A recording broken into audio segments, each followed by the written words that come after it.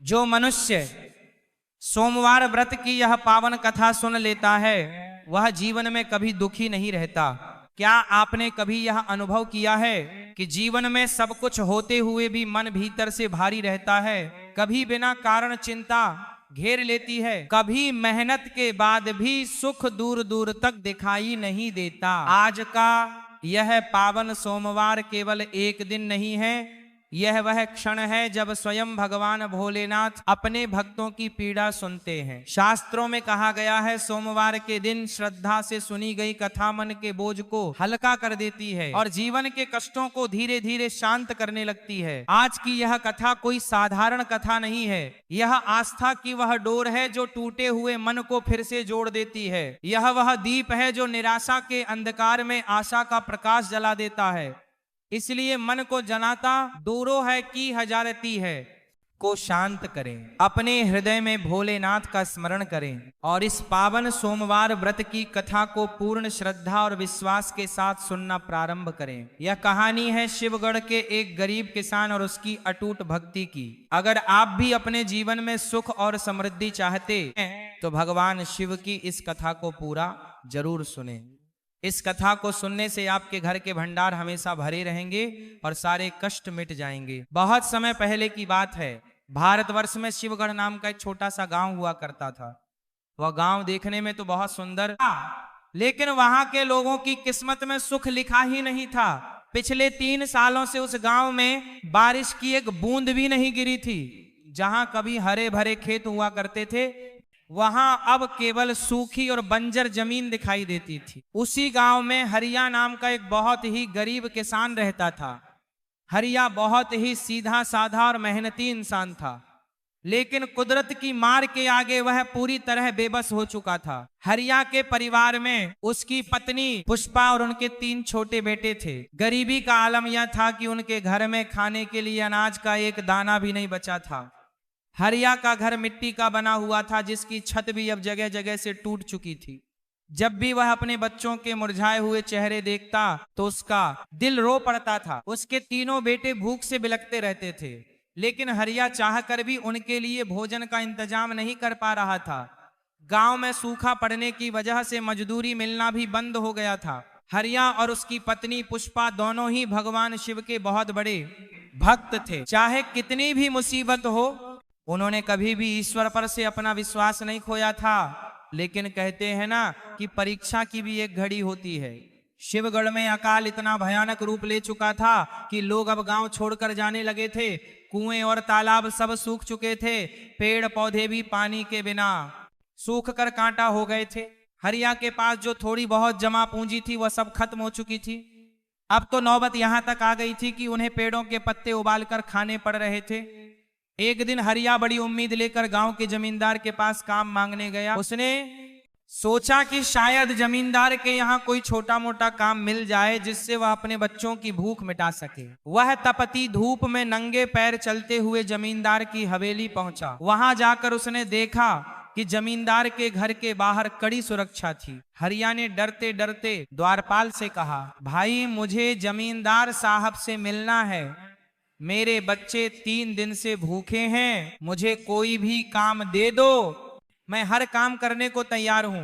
लेकिन द्वारपाल ने उसे धक्का मारकर वहां से भगा दिया और कहा, अरे ओ भिखारी, यहां कोई काम नहीं है, भाग जा यहां से। हरिया अपमान का घूंट पीकर और निराश होकर अपने घर लौट आया। घर पर उसकी पत्नी पुष्पा उसका इंतजार कर रही थी। जैसे ही हरिया खाली हाथ घर में दाखिल हुआ, पुष्पा की आंखों में आंसू आ गए।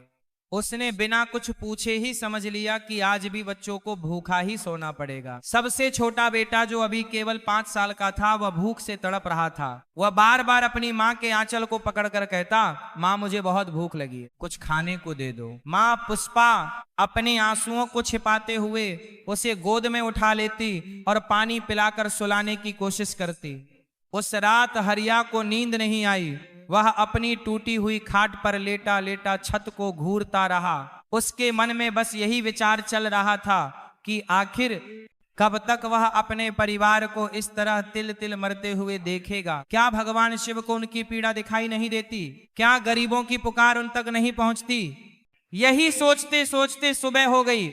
वह दिन सोमवार का था और साथ ही पौष महीने की अमावस्या भी थी। पुष्पा सुबह जल्दी उठी और उसने घर की साफ सफाई की। भले ही घर में खाने को कुछ नहीं था, लेकिन उसने पूजा का दीपक जलाया और भगवान शिव के सामने हाथ जोड़कर प्रार्थना करने लगी। पुष्पा ने हरिया से कहा, सुनिए, आज पौष अमावस्या है और सोमवार का दिन भी है। मैंने सुना है कि आज के दिन जो भी सच्चे मन से भोलेनाथ को याद करता है उसकी खाली झोली जरूर भरती है। आप चिंता मत कीजिए, महादेव हमारे बच्चों की रक्षा जरूर करेंगे। हरिया ने अपनी पत्नी की बातों पर विश्वास तो किया, लेकिन उसके अंदर का पिता बहुत बुरी तरह टूट चुका था। दोपहर होते होते गर्मी और बढ़ गई। भूख और प्यास के कारण उनके तीनों बेटे निढाल होकर जमीन पर पड़े थे। हरिया से अब उनकी हालत देखी नहीं जा रही थी। वह पागलों की तरह घर से बाहर निकला कि शायद कहीं से कुछ खाने को मिल जाए। वह गांव के हर घर गया, हर दरवाजे पर दस्तक दी, लेकिन अकाल की वजह से पूरे गांव की हालत खराब थी। कोई भी किसी की मदद करने की स्थिति में नहीं था। हरिया थक हार कर गांव के बाहर बने एक पुराने शिव मंदिर की सीढ़ियों पर जाकर बैठ गया। वह मंदिर बहुत पुराना था और देख रेख ना होने के कारण जीर्ण शीर्ण हो चुका था। हरिया वहां बैठकर फूट फूट कर रोने लगा। उसने शिवलिंग की ओर देखकर कहा, हे प्रभु, हे महादेव, मैंने और मेरे परिवार ने कभी किसी का बुरा नहीं किया, फिर हमें यह किस पाप की सजा मिल रही है? मेरे छोटे छोटे बच्चे भूख से मर रहे हैं और मैं एक पिता होकर भी कुछ नहीं कर पा रहा हूं। अगर आज मेरे बच्चों को कुछ हो गया तो मैं कभी भी आपकी पूजा नहीं करूंगा। हरिया वहां मंदिर में रो रहा था और उधर उसके घर में एक बहुत बड़ी अनहोनी होने वाली थी। भूख की वजह से उसके सबसे छोटे बेटे की सांसें उखड़ने लगी थी। पुष्पा उसे जोर जोर से हिला रही थी, लेकिन वह कोई जवाब नहीं दे रहा था। उसके बाकी दोनों बेटे भी डर के मारे अपनी मां से चिपक गए थे। पुष्पा जोर जोर से चिल्लाने लगी, कोई है मेरी मदद करो, मेरे बच्चे को क्या हो गया है? लेकिन वहां उसकी आवाज सुनने वाला कोई नहीं था। थोड़ी ही देर में उसके छोटे बेटे का शरीर एकदम ठंडा पड़ गया। भूख ने आखिरकार एक मासूम की जान ले ली थी। पुष्पा की चीख से पूरा घर गूंज उठा। हरिया को जब ये खबर मिली तो उसके पैरों तले जमीन खिसक गई। वह पागलों की तरह भागता हुआ घर पहुंचा। वहां का दृश्य देखकर उसकी रूह कांप गई। उसका सबसे प्यारा, सबसे छोटा बेटा अब इस दुनिया में नहीं था। पुष्पा अपने बेटे के मृत शरीर को छाती से लगाकर विलाप कर रही थी। यह दृश्य देखकर कर पत्थर दिल इंसान भी रो पड़ा। हरिया वहीं जमीन पर गिर पड़ा। उसे लगा जैसे उसकी दुनिया ही खत्म हो गई हो। गरीबी ने आज उसे उसकी सबसे कीमती चीज छीन ली थी। उस दिन शिवगढ़ के आसमान में भी काले बादल छाए हुए थे, लेकिन बारिश की एक बूंद नहीं गिरी। मानो प्रकृति भी हरिया के दुख में मौन थी। हरिया के घर के अंदर का वह मंजर देखकर दिल दहल जाता था। जिस आंगन में कल तक वह नन्हा बच्चा अपनी तोतली जुबान में बातें करता था, आज वहां मौत का सन्नाटा पसरा हुआ था। पुष्पा के रोने की आवाज सुनकर आस पड़ोस के कुछ लोग वहां जमा हो गए। गांव के लोग भी भूख और प्यास से बेहाल थे, लेकिन हरिया के घर हुई इस मौत ने उन्हें भी अंदर तक झकझोर दिया था। वे लोग दरवाजे पर खड़े होकर केवल सहानुभूति भरी नजरों से देख रहे थे, क्योंकि मदद करने के लिए किसी के पास कुछ भी नहीं था। किसी की जेब में पैसा नहीं था और किसी के घर में अनाज नहीं था। हरिया अभी भी जमीन पर पत्थर की मूरत बना बैठा था। उसकी आंखों से आंसू सूख चुके थे। उसे यकीन ही नहीं हो रहा था कि उसका सबसे लाडला बेटा उसे छोड़कर जा चुका है। उसके दिमाग में बार बार वही दृश्य घूम रहा था जब उसका बेटा उससे रोटी मांग रहा था। उसे लगा कि वह दुनिया का सबसे बदनसीब पिता है जो अपने बच्चे की आखिरी इच्छा भी पूरी नहीं कर सका। तभी पुष्पा रोते हुए हरिया के पास आई और उसे झकझोरते हुए बोली, आप ऐसे चुप क्यों बैठे हैं? देखिए हमारे लल्ला को ये उठ क्यों नहीं रहा। इसे कहिए ना कि अपनी मां से बात करे। पुष्पा का यह हाल देखकर हरिया का सब्र का बांध टूट गया और वह भी फूट फूट कर रोने लगा। दोनों पति पत्नी अपने मृत बेटे के शव के पास बैठकर विलाप करने लगे। उनके बाकी दोनों बेटे जो भूख से कमजोर हो चुके थे भी डर के मारे एक कोने में दुबक कर रो रहे थे। उन्हें समझ नहीं आ रहा था कि उनके छोटे भाई को क्या हुआ है और उनके माता पिता इतना क्यों रो रहे हैं। कुछ देर बाद गांव का एक बुजुर्ग व्यक्ति जिसे सब काका कहते थे, वह हिम्मत करके आगे आया। उसने हरिया के कंधे पर हाथ रखा और भारी मन से बोला, हरिया बेटा संभलो, जो होना था वह हो गया। अब हमें इस बच्चे के अंतिम संस्कार के बारे में सोचना होगा। अंतिम संस्कार की बात सुनते ही हरिया के सामने अंधेरा छा गया। हिंदू धर्म में अंतिम संस्कार के लिए लकड़ी, कफन और सामान की जरूरत होती है, लेकिन हरिया के पास तो एक फूटी कौड़ी भी नहीं थी। घर में इतना भी कपड़ा नहीं था कि वह अपने बेटे के बदन को ढक सके। उसने अपनी फटी हुई धोती की ओर देखा और फिर अपनी पत्नी की पुरानी साड़ी की ओर। गरीबी ने आज उसे इस मोड़ पर ला खड़ा किया था कि वह अपने बेटे को कफन भी नसीब नहीं करवा सकता था। हरिया ने काका से कांपती हुई आवाज में कहा, काका मेरे पास तो कुछ भी नहीं है, मैं अपने बेटे का अंतिम संस्कार कैसे करूंगा? मेरे पास ना लकड़ियां खरीदने के पैसे हैं और ना ही कफन लाने के। क्या मेरा बेटा ऐसे ही बिना कफन के जाएगा? ये बात सुनकर वहां खड़े सभी लोगों की आंखें नम हो गईं। गांव में सूखा पड़ने की वजह से सबके हालत खराब थे। कोई चाह कर भी पैसों की मदद नहीं कर सकता था, लेकिन गांव वालों ने तय किया कि वे लोग अपने अपने घरों से थोड़ी थोड़ी लकड़ियां जमा करेंगे। लोग अपने घरों की ओर दौड़े। जिसके घर में जो भी सूखी लकड़ी, टूटी फूटी चारपाई का टुकड़ा या उपले मिले, वह सब लेकर हरिया के घर आने लगे। किसी तरह थोड़ी बहुत लकड़ियों का इंतजाम हो गया, लेकिन कफन का इंतजाम अभी भी नहीं हो पाया था। पुष्पा ने जब देखा कि उसके बेटे के लिए कफन नहीं है, तो उसने अपनी एक पुरानी साड़ी का पल्लू फाड़ा और अपने बेटे के मृत शरीर को उससे ढक दिया। एक मां के लिए इससे बड़ा दुख और क्या हो सकता था कि उसे अपने जिगर के टुकड़े को पुराने कपड़े में लपेटकर विदा करना पड़ रहा था। दोपहर ढलने लगी थी, सूरज की तपिश अभी भी कम नहीं हुई थी। हरिया ने अपने बेटे के छोटे से शव को अपनी गोद में उठाया। उसका शरीर फूलों की तरह हल्का था, लेकिन हरिया को उसका वजन पहाड़ से भी ज्यादा भारी लग रहा था। वह लड़खड़ाते कदमों से शमशान की ओर चल पड़ा। उसके पीछे पीछे पुष्पा और गांव के कुछ लोग चल रहे थे। रास्ता पथरीला और गर्म था। हरिया के नंगे पैरों में छाले पड़ गए थे, लेकिन उसे अपने शरीर का कोई होश नहीं था। उसका पूरा ध्यान बस अपने बेटे के चेहरे पर था, जो अब हमेशा के लिए शांत हो चुका था। श्मशान घाट गांव के बाहर नदी के किनारे था, लेकिन अफसोस की बात यह थी कि वह नदी भी अब पूरी तरह सूख चुकी थी। वहां केवल रेत और पत्थर बचे थे। हरिया जब श्मशान पहुंचा तो वहां का सन्नाटा उसे और भी डराने लगा। उसने अपने बेटे को जमीन पर लिटाया और लकड़ियों की चिता सजाने लगा। उसके हाथ कांप रहे थे। हर लकड़ी को रखते समय उसे अपने बेटे के साथ बिताए पल याद आ रहे थे। कैसे वह उसकी उंगली पकड़कर चलता था, कैसे वह उसके कंधे पर बैठकर मेला देखने जाता था। वह सारी यादें अब केवल एक दर्द बनकर रह गई थी। चिता तैयार हो गई, अब मुखाग्नि देने की बारी थी। हरिया के हाथ में जलती हुई मशाल थी। उसका दिल कह रहा था कि वह खुद भी इसी चिता में जल जाए। एक पिता अपने ही बेटे के शरीर को आग कैसे लगा सकता है? वह जोर जोर से चिल्लाने लगा, हे भोलेनाथ, ये कैसा न्याय है तेरा? तूने मुझे इतनी बड़ी सजा क्यों दी? मैंने तो हमेशा तेरी भक्ति की थी। क्या मेरी भक्ति का यही फल है? हरिया की चीखें शमशान के सन्नाटे को चीर रही थी। वहां मौजूद हर शख्स की रूह कांप उठी थी। बड़ी मुश्किल से गांव के बुजुर्गों ने हरिया को संभाला और उसे विधि पूरी करने को कहा। हरिया ने पत्थर दिल करके अपने बेटे को मुखाग्नि दी। जैसे ही आग की लपटें उठी, पुष्पा पछाड़ खाकर जमीन पर गिर पड़ी। वह सुध बुध खो बैठी थी। हरिया जलती हुई चिता को देखता रहा। उसकी आंखों के सामने उसका वंश, उसका भविष्य जल रहा था। उसे आग की लपटों में उसे अपनी गरीबी और लाचारी का भयानक चेहरा दिखाई दे रहा था। वह सोच रहा था कि आज अगर उसके पास पैसे होते तो शायद वह शहर जाकर अपने बेटे का इलाज करवा पाता, या कम से कम उसे भरपेट खाना तो खिला पाता। संस्कार पूरा होने के बाद सब लोग वापस गांव की ओर लौटने लगे। सूरज डूब चुका था और अंधेरा घेर आया था। हरिया और पुष्पा जब अपने खाली घर वापस लौटे तो घर उन्हें खाने को दौड़ रहा था। घर का वह कोना जहां उनका बेटा सोता था अब खाली पड़ा था।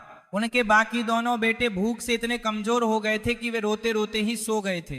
हरिया ने देखा कि उसके घर में अब जीने की कोई उम्मीद नहीं बची है। उसके मन में आत्महत्या करने का विचार आने लगा। उसने सोचा कि इस भूख और जिल्लत की जिंदगी से तो अच्छा है कि हम सब मर जाएं। रात बहुत गहरी हो चुकी थी। हरिया अपनी पत्नी के पास बैठा। उसने देखा कि पुष्पा की आंखों में एक अजीब सा सूनापन है। वह बिना पलक झपकाए दीवार को घूर रही थी। हरिया ने उसके सर पर हाथ फेरा और कहा, पुष्पा, अब मुझे यह दुख नहीं देखा जाता। महादेव ने हमारी नहीं सुनी। लगता है वे भी अमीरों के भगवान हैं। हम गरीबों की उन्हें कोई परवाह नहीं। कल सुबह होते ही हम यह गांव छोड़ देंगे। हम कहीं दूर चले जाएंगे जहां कोई हमें पहचानता ना हो। शायद वहां मेहनत मजदूरी करके हम अपने बचे हुए 2 बच्चों को बचा सके। पुष्पा ने धीरे से सर घुमाया और हरिया की ओर देखा। उसकी आवाज बहुत कमजोर थी, लेकिन उसमें एक दृढ़ता थी। उसने कहा, नहीं, हम कहीं नहीं जाएंगे। मेरे बेटे की आत्मा यहीं इसी घर में है। मैं उसे छोड़कर कहीं नहीं जाऊंगी। और रही बात महादेव की, तो मेरा विश्वास अभी भी नहीं डगमगाया है। आज मेरा बेटा गया है। हो सकता है यह हमारे किसी पिछले जन्म का पाप हो, लेकिन मुझे यकीन है कि भोलेनाथ हमारी परीक्षा ले रहे हैं और यह परीक्षा बहुत कठिन है स्वामी, बहुत कठिन। हरिया को अपनी पत्नी की बातों पर गुस्सा आ रहा था। उसने झुंझलाते हुए कहा, कैसी परीक्षा पुष्पा? क्या एक मासूम बच्चे की जान लेना परीक्षा है? अगर भगवान होते तो क्या वे देख नहीं सकते कि हम दाने दाने को मोहताज हैं? आज सोमवार है, आज तो तुम्हारा व्रत भी था। क्या मिला तुम्हें? इस व्रत से गोद सूनी हो गई तुम्हारी। हरिया का गुस्सा जायज था। उसका दुख इतना गहरा था कि उसे अब धर्म और कर्म की बातों पर विश्वास नहीं रहा था। तभी अचानक दरवाजे पर एक हल्की सी आहट हुई। रात के सन्नाटे में वह आहट बहुत साफ सुनाई दी। हरिया चौंक गया। इतनी रात गए उनके घर कौन आ सकता है? क्या गांव का कोई व्यक्ति कुछ मदद लेकर आया है या फिर कोई जंगली जानवर है? हरिया ने दिया उठाया और दरवाजे की ओर बढ़ा। उसने डरते डरते दरवाजा खोला। बाहर घोप अंधेरा था। ठंडी हवा चल रही थी, लेकिन दरवाजे पर कोई नहीं था। हरिया ने इधर उधर देखा, दूर दूर तक कोई दिखाई नहीं दिया। उसे लगा शायद हवा की वजह से दरवाजा बजा होगा। वह वापस मुड़ने ही वाला था कि तभी उसकी नजर जमीन पर पड़ी। दरवाजे की चौखट पर एक छोटा सा मटके का टुकड़ा रखा था और उसमें थोड़ा सा पानी और 2 बेलपत्र रखे थे। हरिया हैरान रह गया, ये यहाँ कौन रख गया? उसने वह मटका उठाया। पानी साफ था। इस सूखे गांव में जहां पानी की एक बूंद मिलना मुश्किल था, वहां यह पानी कहां से आया? हरिया वह पानी लेकर अंदर आया और उसने पुष्पा को दिखाया। पुष्पा ने जैसे ही बेलपत्र देखा, उसकी आंखों में चमक आ गई। वह बोली, देखिए स्वामी, मैंने कहा था ना कि मेरे महादेव हमें नहीं भूल सकते। ये जरूर उनका कोई संकेत है। हरिया अभी भी असमंजस में था।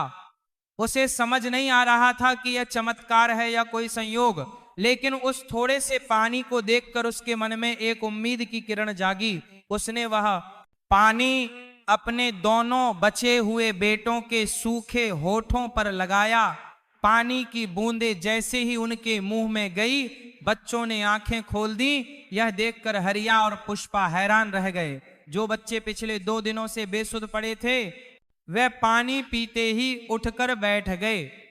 हरिया के रोंगटे खड़े हो गए। उसे लगा कि शायद पुष्पा सही कह रही है, यह कोई साधारण घटना नहीं है।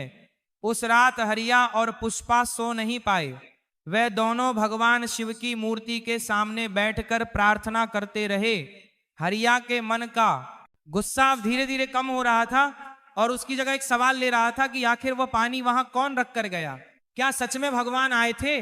अगर आए थे तो वे सामने क्यों नहीं आए?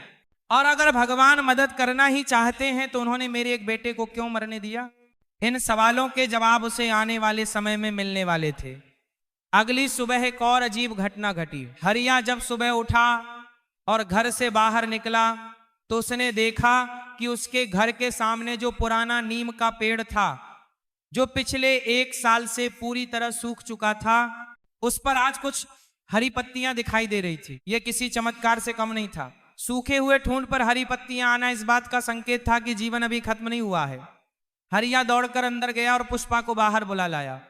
पुष्पा ने जब नीम के पेड़ को हरा होता देखा तो उसने वहीं जमीन पर माथा टेक दिया और जोर जोर से ओम नमः शिवाय का जाप करने लगी। गांव के लोग भी वहां जमा होने लगे। सब हैरान थे कि बिना बारिश के यह पेड़ हरा कैसे हो गया। पूरे गांव में यह खबर आग की तरह फैल गई कि हरिया के घर के बाहर चमत्कार हुआ है। जो लोग कल हरिया को अभागा कह रहे थे, आज वे ही लोग उसे अचंभित होकर देख रहे थे। किसी ने कहा कि यह हरिया की पत्नी के सतीत्व और भक्ति का फल है, तो किसी ने कहा कि यह उस मृत बच्चे की आत्मा का आशीर्वाद है। बातें तरह तरह की हो रही थी, लेकिन सच्चाई किसी को नहीं पता थी। हरिया के मन में अब एक नई ठान ली थी। उसने तय किया कि वह आज ही उस पुराने शिव मंदिर में जाएगा जहां वह कल रोया था। उसे लग रहा था कि जो भी जवाब उसे चाहिए वह वही मिलेगा। वह बिना कुछ खाए पिए मंदिर की ओर चल पड़ा। मंदिर पहुंचकर उसने देखा कि वहां एक बूढ़ा साधु बैठा है। वह साधु वहां पहले कभी नहीं देखा गया था। उसके चेहरे पर एक अजीब सा तेज था और उसकी जटाएं लंबी थी। वह साधु आंखें बंद करके ध्यान में लीन था। हरिया धीरे धीरे कदमों से उस साधु के पास गया और उनके चरणों में गिर पड़ा। साधु ने धीरे से अपनी आंखें खोली। उनकी आंखों में इतनी गहराई थी कि हरिया को लगा जैसे वह उनमें डूब जाएगा। साधु ने गंभीर आवाज में पूछा, क्या हुआ बेटा, तुम इतने परेशान क्यों लग रहे हो? हरिया ने रोते हुए अपनी सारी व्यथा उसे साधु को सुना दी। उसने अपने बेटे की मौत, अपनी गरीबी और रात को मिले पानी के बारे में सब कुछ सच सच बता दिया। साधु ने सब कुछ बहुत ध्यान से सुना और फिर एक रहस्यमयी मुस्कान के साथ बोले, बेटा जो चला गया उसका शोक मत कर, जो है उसे संभाल, तेरी परीक्षा अभी पूरी नहीं हुई है। हरिया ने हाथ जोड़कर पूछा, बाबा और कितनी परीक्षा देनी होगी मुझे? मेरा तो सब कुछ लुट गया। साधु ने कहा, धैर्य रख, पौष मास की अमावस्या और सोमवार का संयोग बहुत दुर्लभ होता है। तूने कल सच्चे मन से जो आंसू बहाए थे वे व्यर्थ नहीं गए हैं। भगवान शिव अपने भक्तों को कभी निराश नहीं करते, लेकिन वे अपने भक्तों को सोने की तरह आग में तपकर शुद्ध भी करते हैं। साधु ने अपनी झोली से एक मुट्ठी चावल निकाले और हरिया के हाथ में देते हुए कहा, जा बेटा ये चावल ले जा और इसे अपने घर की रसोई में रख देना, लेकिन याद रखना इसमें से मुट्ठी भर चावल निकालकर पक्षियों को जरूर डालना। साधु के हाथों से वह मुट्ठी भर चावल लेते समय हरिया के मन में हजारों सवाल उठ रहे थे। उसने अपनी हथेलियों में सिमटे उन्हीं करना हरिया के मन में किया गया है।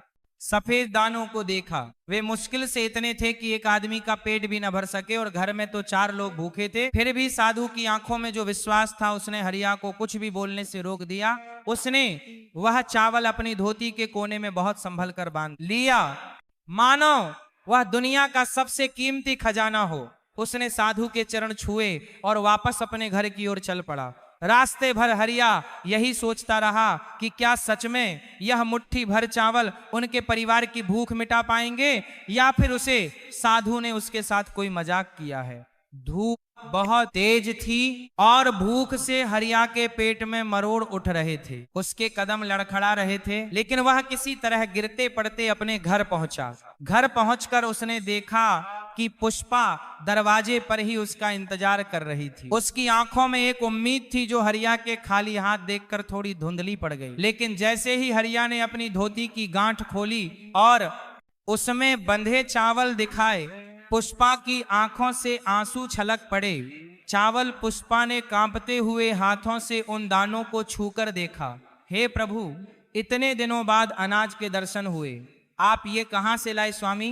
पुष्पा ने पूछा। हरिया ने उसे मंदिर वाले साधु की सारी बात बताई और यह भी बताया कि साधु ने इन चावलों को पकाने से पहले इसमें से कुछ हिस्सा पक्षियों को खिलाने की शर्त रखी है। ये सुनकर पुष्पा का चेहरा थोड़ा उतर गया। उसने कहा, स्वामी यह चावल तो पहले ही बहुत कम है, अगर इसमें से हम पक्षियों को दे देंगे तो बच्चों के लिए क्या बचेगा? वैसे भी इस सूखे में पक्षी कहाँ मिलेंगे, सब तो गांव छोड़कर जा चुके हैं। हरिया भी यही सोच रहा था, लेकिन साधु की चेतावनी उसे याद थी। उसने पुष्पा से कहा, नहीं पुष्पा, हम साधु बाबा की बात नहीं टाल सकते। उन्होंने कहा था कि यह परीक्षा है, हमें यह शर्त पूरी करनी ही होगी।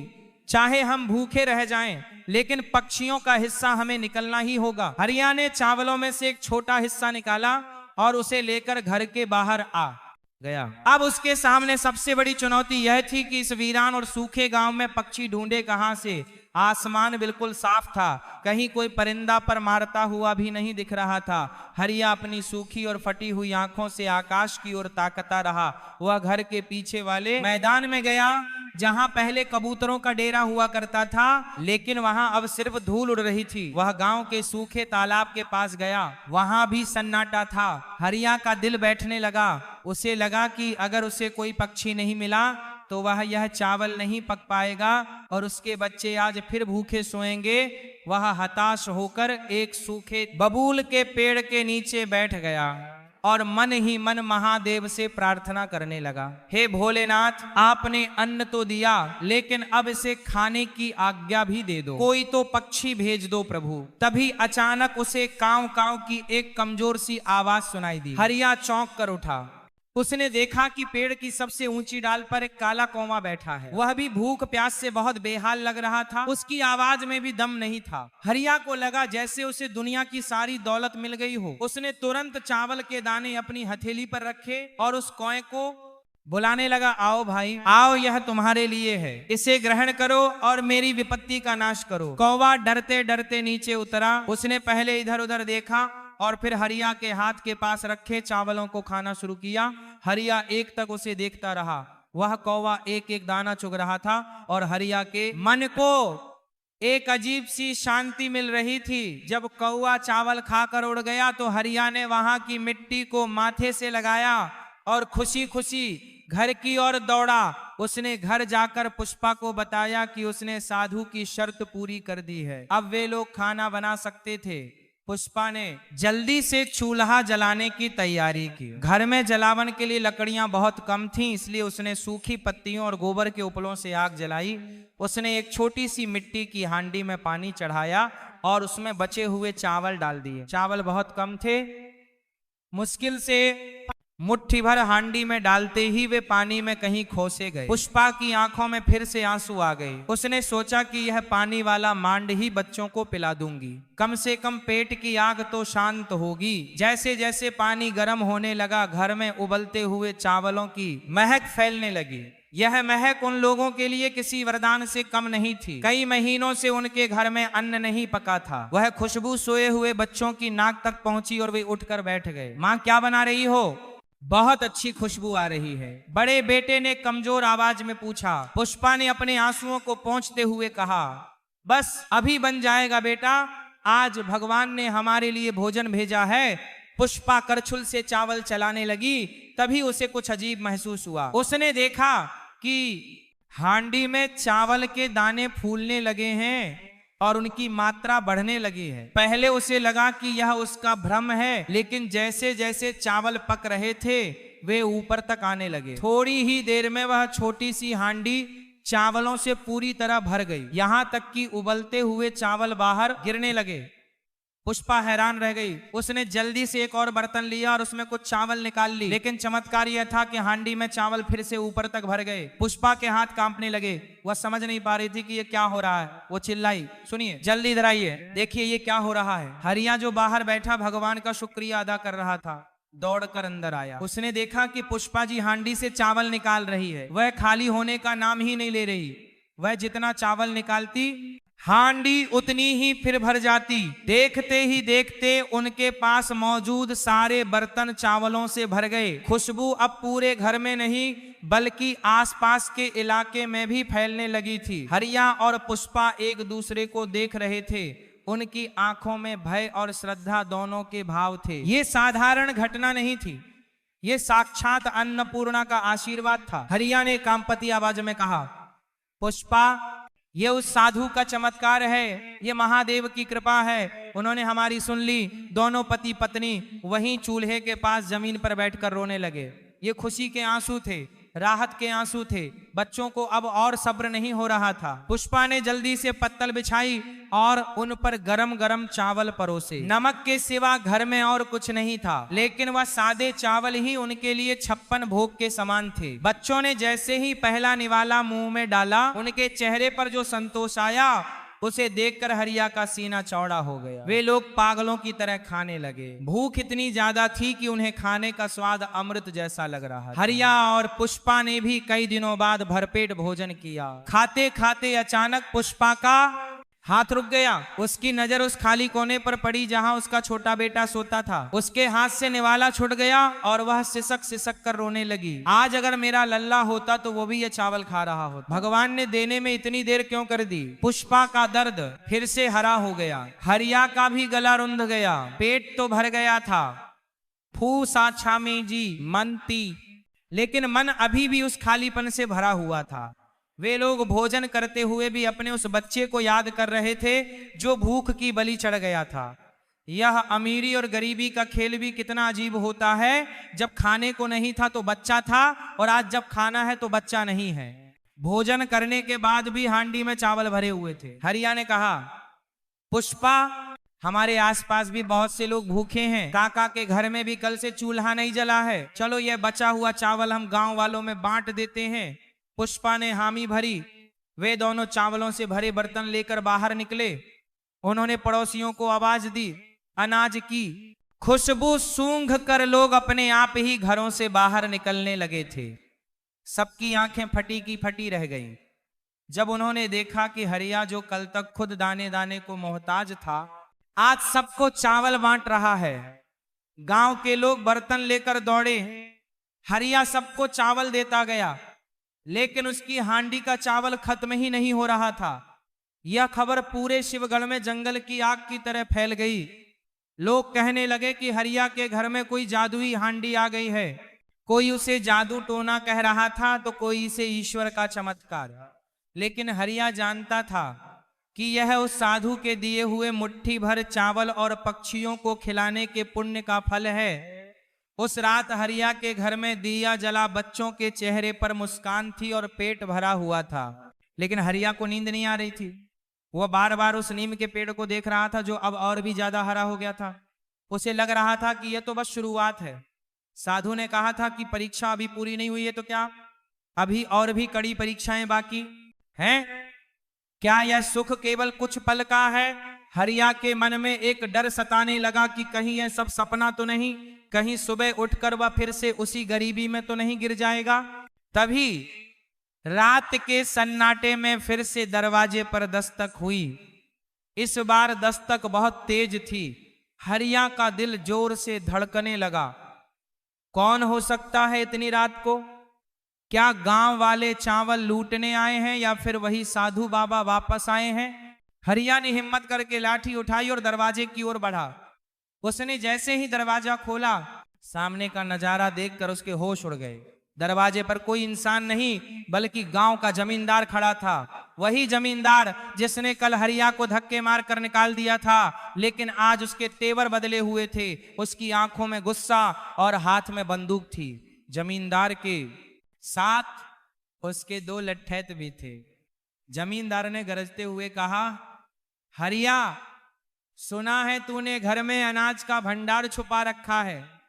गांव में अकाल पड़ा है और तू यहां दावत उड़ा रहा है।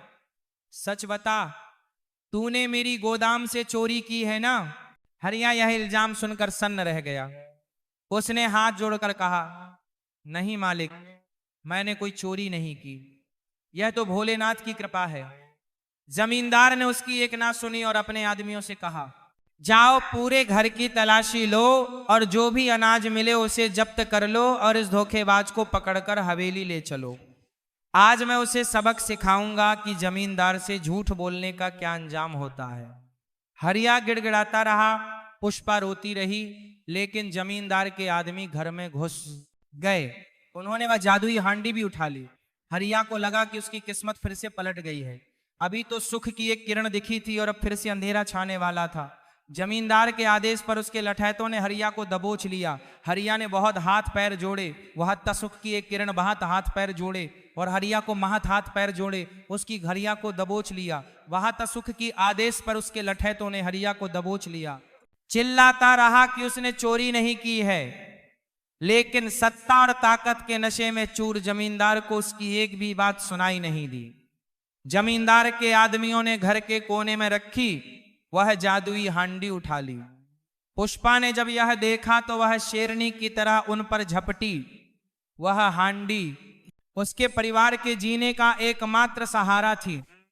उसने एक लठैत का पैर पकड़ लिया और गिड़गिड़ाने लगी, मालिक ऐसा अनर्थ मत कीजिए, ये चावल चोरी के नहीं है, ये तो बाबा का प्रसाद है। अगर आप इसे ले गए तो मेरे बच्चे फिर से भूखे मर जाएंगे। लठैत ने बड़ी बेरहमी से पुष्पा को धक्का दिया। वह दूर जाकर दीवार से टकराई और उसका सर फट गया। खून की धार बह निकली। बच्चे अपनी मां की यह हालत देखकर जोर जोर से रोने लगे। हरिया यह देखकर तड़प उठा। उसने जमींदार की ओर देखकर कहा, ठाकुर साहब भगवान से डरिए, आप एक गरीब की हाय ले रहे हैं। याद रखना, गरीब की हाय जब लगती है तो लोहे को भी भस्म कर देती है। जमींदार ने हरिया के मुंह पर एक जोरदार तमाचा मारा और हंसते हुए बोला, अरे ओ कंगाल, मुझे भगवान का डर दिखता है। इस गांव का भगवान मैं हूं। यहां वही होता है जो मैं चाहता हूं। ले चलो इसे हवेली और ये हांडी भी साथ ले लो। आज रात की दावत इसी चावल से होगी। हरिया को रस्सियों से बांधकर घसीटते हुए हवेली ले जाया गया। पीछे पीछे पुष्पा अपने घायल सर के साथ और रोते हुए बच्चों को लेकर दौड़ी, लेकिन हवेली के भारी भरकम दरवाजे उनके मुंह पर बंद कर दिए गए। पुष्पा वहीं दरवाजे के बाहर बैठकर अपना सर पीटने लगी। वह बार बार महादेव को पुकार रही थी, हे शंभू, यह कैसी लीला है आपकी। पहले खाना दिया और अब खाने वाला और खाना दोनों छीन लिए। क्या मेरी तपस्या में कोई कमी रह गई थी? रात का अंधेरा और गहरा हो गया था। बादलों की गड़गड़ाहट बढ़ गई थी, मानो प्रकृति भी इस अन्याय पर अपना गुस्सा जाहिर कर रही हो। हवेली के अंदर का नजारा बहुत ही डरावना था। हरिया को आंगन के बीचों बीच एक खंभे से बांध दिया गया था। उसके शरीर पर मार के निशान उभर आए थे। जमींदार अपनी ऊंची गद्दी पर बैठा हुक्का गुड़गुड़ा रहा था। उसके सामने मेज पर वह जादुई हांडी रखी थी। हांडी से अभी भी गर्म चावलों की भाप निकल रही थी और खुशबू पूरे कमरे में फैली हुई थी। उस खुशबू ने जमींदार की भूख को और बढ़ा दिया था।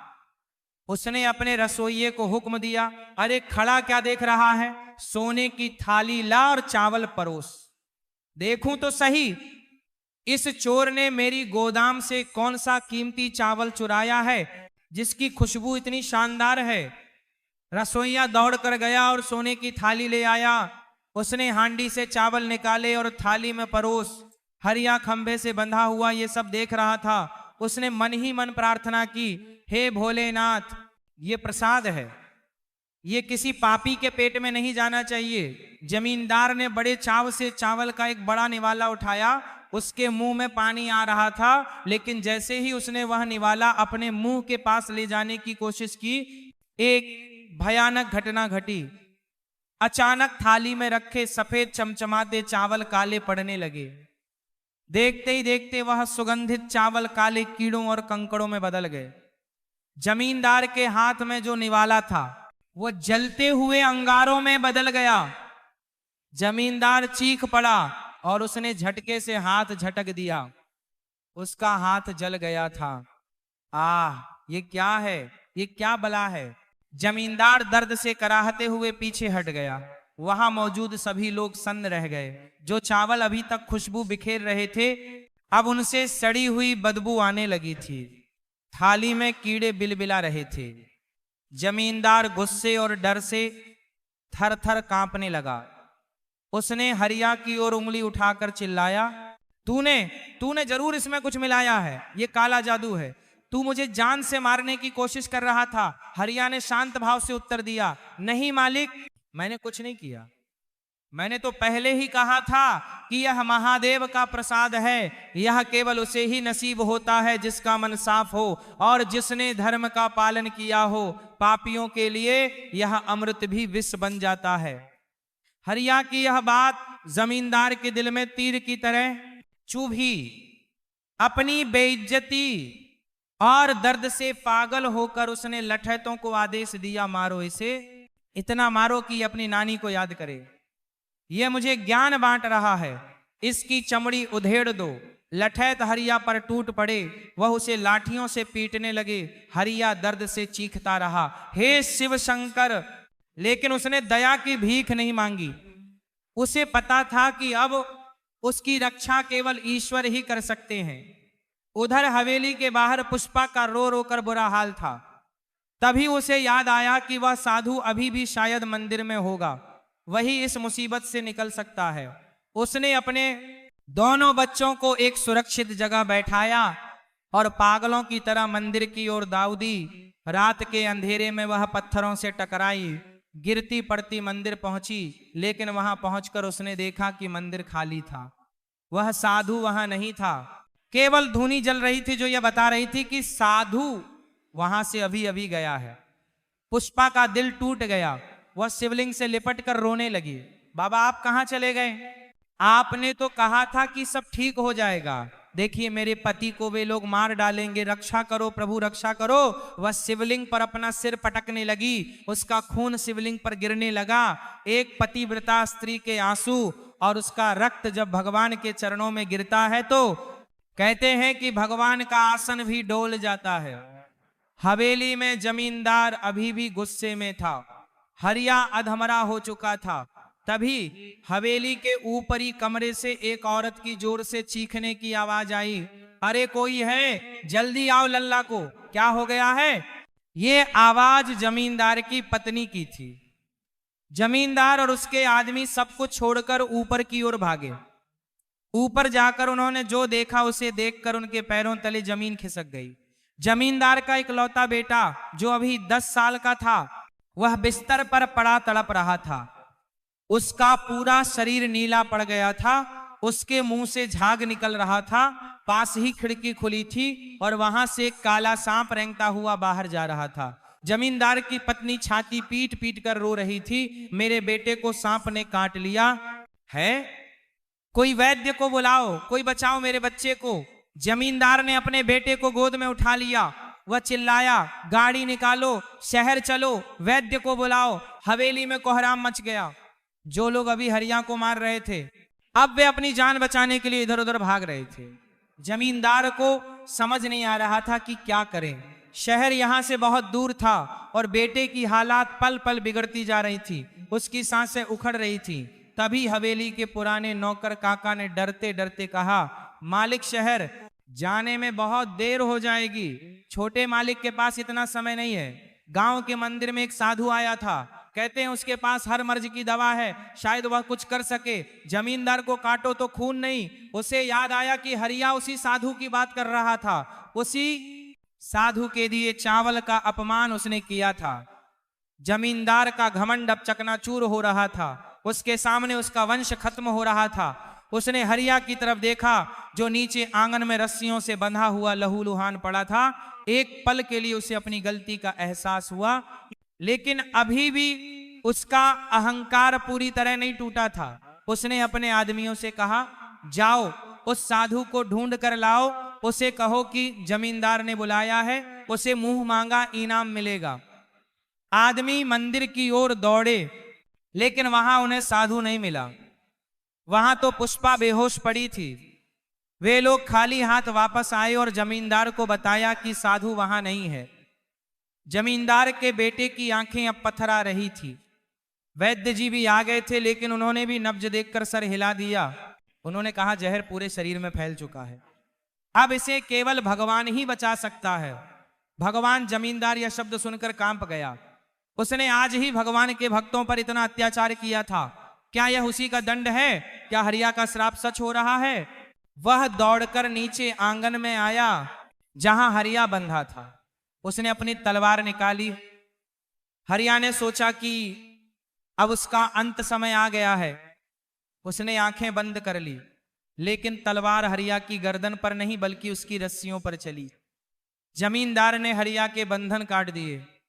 वह हरिया के पैरों में गिर पड़ा और फूट फूट कर रोने लगा। हरिया मुझे माफ कर दे भाई, मैंने बहुत बड़ा पाप किया है, मेरा बेटा मर रहा है, तू तो उस साधु का भक्त है ना, तू ही कुछ कर, अपने भगवान से कहे कि मेरे बेटे को बचा ले, मैं अपनी सारी दौलत दे दूंगा, बस मेरा बेटा बचा ले। एक गरीब किसान के पैरों में गांव का सबसे ताकतवर जमींदार गिड़गिड़ा रहा था। यह वक्त का पहिया था जो घूम चुका था। हरिया को अभी भी विश्वास नहीं हो रहा था। उसने बड़ी मुश्किल से खुद को संभाला। उसके हरिया था, शरीर का पोर पोर दुख रहा था, लेकिन एक पिता का दर्द वह समझता था। उसने अपना बेटा खोया था। वह नहीं चाहता था कि किसी और बाप की गोद सूनी हो, भले ही वह बाप उसका दुश्मन ही क्यों ना हो। हरिया ने कांपते हुए हाथों से जमींदार को उठाया और बोला, मालिक, दौलत से जीवन नहीं खरीदा जा सकता, जीवन तो महादेव की भिक्षा है। चलिए हम उसी मंदिर में चलते हैं, मेरी पत्नी वही है, शायद मेरी और उसकी प्रार्थना मिलकर भोलेनाथ को मना ले। जमींदार ने अपने बेटे को गोदी में उठाया और हरिया के साथ नंगे पैर मंदिर की ओर दौड़ा।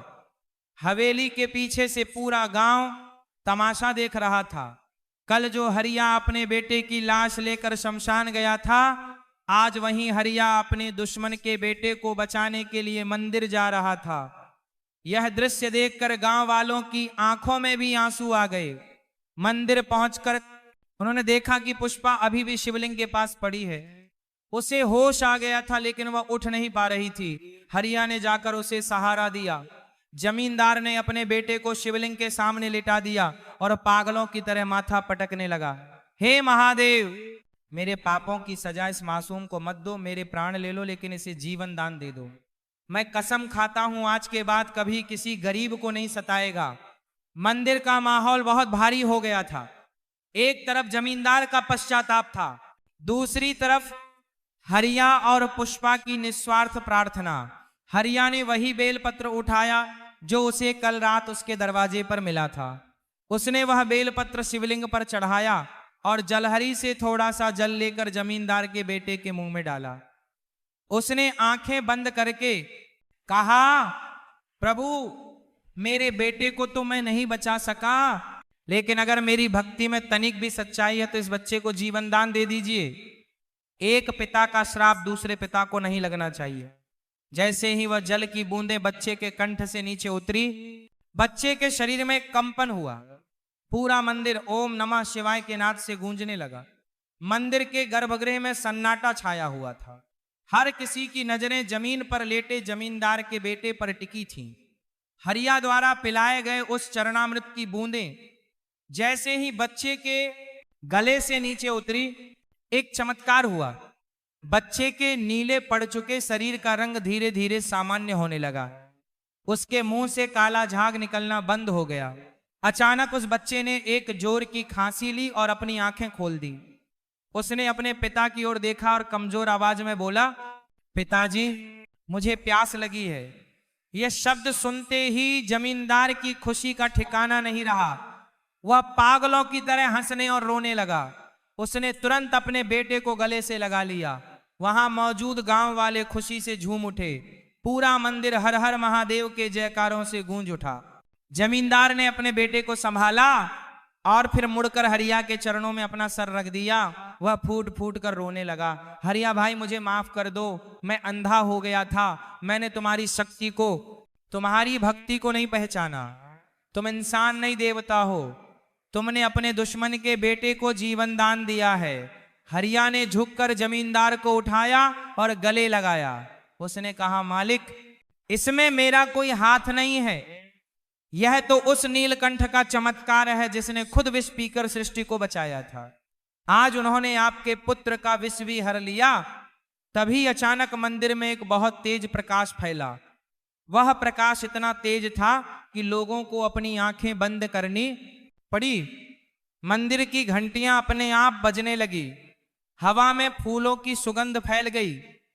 उस दिव्य प्रकाश के बीच से वही साधु बाबा प्रकट हुए जो हरिया को मिले थे, लेकिन अगले ही पल उनका रूप बदल गया। उनकी जटाओं में गंगा, माथे पर चंद्रमा, गले में नाग और हाथ में त्रिशूल दिखाई देने लगा। वह कोई साधारण साधु नहीं बल्कि साक्षात देवादिदेव महादेव थे। उनके साथ माता पार्वती भी थी। भगवान शिव का यह विराट और दिव्य रूप देखकर हरिया, पुष्पा, जमींदार और सारे गांव वाले जमीन पर लेट गए। किसी में भी इतनी हिम्मत नहीं थी कि वह उस तेज को देख सके। भगवान शिवा ने अपनी गंभीर और करुणामयी आवाज में कहा, उठो हरिया, हम तुम्हारी भक्ति और त्याग से बहुत प्रसन्न हैं। हरिया और पुष्पा ने कांपते हुए हाथ जोड़े और सर उठाया। भगवान शिव ने मुस्कुराते हुए कहा, हरिया, तुमने जीवन की सबसे कठिन परीक्षा पास कर ली है। जब तुम्हारे पास खाने को कुछ नहीं था तब भी तुमने उस पक्षी का पेट भरा। जब तुम्हारा अपना बेटा मर गया था तब भी तुमने अपने शत्रु के बेटे के प्राणों की रक्षा की। जो मनुष्य अपने दुख को भूलकर दूसरों का दुख दूर करता है, मैं उसके वश में हो जाता हूं। हरिया की आंखों से अविरल अश्रुधारा बह रही थी। उसने कहा, प्रभु, आपके दर्शन हो गए, मेरा जीवन सफल हो गया, मुझे और कुछ नहीं चाहिए। भगवान शंकर बोले, नहीं वत्स, मेरा भक्त कभी खाली हाथ नहीं रहता। आज पौष अमावस्या और सोमवार का संयोग है, मांगो, तुम क्या वरदान मांगते हो। हरिया ने पुष्पा की ओर देखा। एक मां की आंखों में अभी भी अपने मरे हुए बेटे का गम था। हरिया ने कहा, प्रभु, अगर आप प्रसन्न हैं तो इस गांव से यह सूखा और अकाल हमेशा के लिए मिटा दीजिए। मेरे गांव के लोग बहुत दुखी हैं और अगर हो सके तो। हरिया कहते रुक गया। उसे संकोच हो रहा था। भगवान शिव उसकी मन की बात जान गए।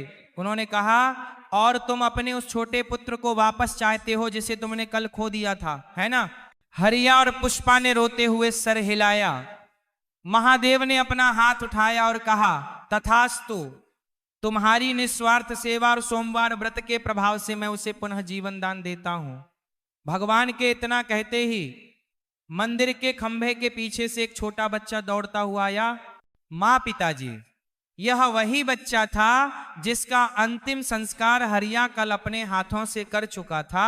यह दृश्य देखकर तो जैसे समय ही रुक गया। पुष्पा पागलों की तरह दौड़ी और अपने बेटे को गोद में उठा लिया। वह उसे चूमने लगी, टटोलने लगी कि कहीं यह सपना तो नहीं। मरा हुआ पुत्र जीवित हो गया था। यह केवल शिव की कृपा से ही संभव था। भगवान शिवा ने जमींदार की ओर देखा और कहा, मूर्ख मनुष्य, धन और शक्ति का अहंकार विनाश की ओर ले जाता है। गरीबों को सताना मेरा अपमान है। आज के बाद अगर तुमने धर्म का मार्ग छोड़ा तो तुम्हारा सर्वनाश निश्चित है। जमींदार थर थर कांपते हुए बोला, प्रभु, आज मेरी आंखें खुल गई हैं। आज से मेरा धन, मेरी संपत्ति सब इन गांव वालों की सेवा में लगेगी। मैं वचन देता हूं। आशीर्वाद देकर भगवान शिव और माता पार्वती अंतर्ध्यान हो गए। उनके जाते ही आसमान में बादलों की गड़गड़ाहट शुरू हो गई। देखते ही देखते मूसलाधार बारिश होने लगी। 3 साल से प्यासी धरती की प्यास बुझ गई। सूखे तालाब भरने लगे।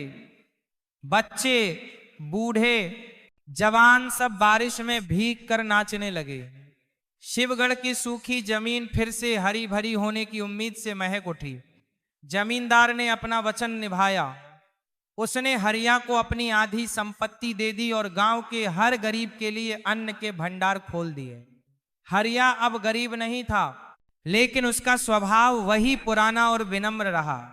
उसने गांव में भगवान शिव का एक भव्य मंदिर बनवाया और अपना पूरा जीवन महादेव की सेवा और गरीबों की मदद में लगा दिया। हरिया की पत्नी पुष्पा ने नियम बना लिया कि वह हर सोमवार और विशेषकर पौष अमावस्या को व्रत रखेगी और शिव कथा सुनेगी। उस दिन के बाद से शिवगढ़ में कभी अकाल नहीं पड़ा। जो कोई भी सोमवार के दिन भगवान शिव की पूजा करता और हरिया की यह कथा सुनता, उसके घर में कभी अन्न और धन की कमी नहीं होती। खोया हुआ सम्मान, धन और सुख सब वापस मिल जाता। निष्कर्ष और शिक्षा। दोस्तों, ये थी सोमवार व्रत और शिव भक्ति की महिमा। इस कहानी से हमें यह शिक्षा मिलती है कि ईश्वर डर कर सकते हैं लेकिन अंधेर नहीं। परीक्षा की घड़ी में जो अपना धैर्य और धर्म नहीं छोड़ता, भगवान शिव स्वयं आकर उसके सारे कष्ट हर लेते हैं। दूसरी बड़ी सीख यह है कि हमें अपने दुश्मन के साथ भी दया का भाव रखना चाहिए, क्योंकि क्षमा और दया ही ईश्वर को पाने का सबसे सरल मार्ग है। अगर आपके जीवन में भी कष्ट है, गरीबी है या कोई परेशानी है, तो पूरे विश्वास के साथ सोमवार का व्रत रखें और भोलेनाथ पर भरोसा रखें। वे आपकी झोली भी खुशियों से वैसे ही भर देंगे जैसे उन्होंने किसान हरिया की भरी थी।